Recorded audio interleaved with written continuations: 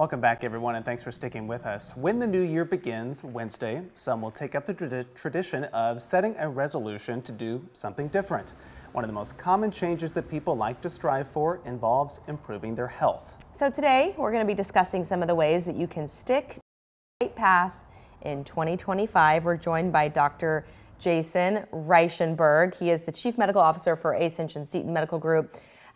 Dr. Reichenberg, thank you so much for being with us. I guess let's first just start with some common resolutions that people like to set, and where do you think someone should start if they do want to improve their health, which tends to be kind of at the top of a lot of people's list? Where can someone start? So first of all, it can get very overwhelming. So general health is a big challenge. So if you don't know where to start, I would start by seeing a primary care provider.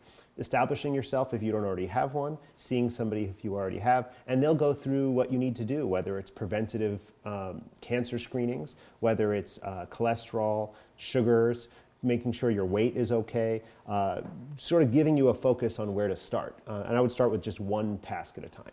Okay, so that's a good path to go down first. A lot of people also want to know about, getting more exercise, starting some sort of fitness regime at all. That always seems to top people's list too. So what would you tell them is the benefit of either committing to something like that or maybe recommitting to it?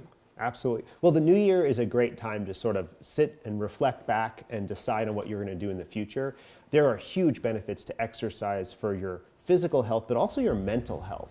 People will feel better, you will have better cognition, you'll be thinking clearer, you'll have a better mood, and then obviously it can affect your weight, it can affect your energy. So huge benefits there. Even small things, a few times a week, exercising just a few times a week can make a huge difference in your physical health.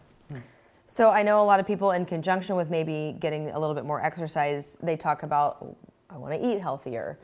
I mean, I would imagine, is that just as important? Where can someone begin when it just comes to making a little bit of change when it comes to what you're eating?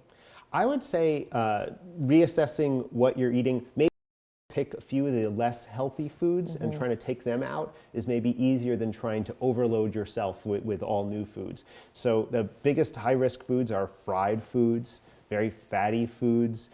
Every diet out there, whether you like the low-carb diet, the Atkins diet, there's 100 diets out there, but all of those diets agree that very fatty fried foods, processed foods are the place to start, to cut those out. So maybe resolving to yourself that you're gonna only eat that once a week as an end of the week treat, as opposed to every single day, because it's a little faster or easier.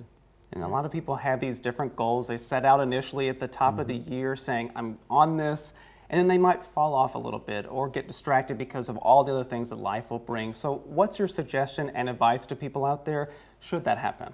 Well, I think the most important thing you can do is have an accountability partner. So that could be a friend or a relative or a trainer or a clinician or just even an app.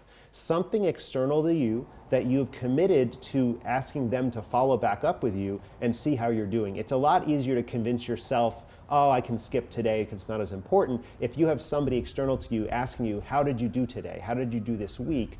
That will keep you on track. We don't like to tell other people that we didn't do as well, so it sort of forces us to do a little bit better. That also, they'll help you if you do fall off for a little while. They'll help you to get back because they'll be encouraging you. Hopefully you pick somebody who's encouraging. Yeah. Well, I know it's not easy to make a big change, Correct. but it does. I mean, you mentioned exercise for mental health. That is a big one that I start to feel if I have not been working out. Absolutely. Get a little cranky. So thank you so much for joining us today. We really appreciate your time. And best of luck if you're making a big goal in the new year. Baby steps. But we can all do it together. I'm on that same goal too. We're all here in that same boat. Yeah.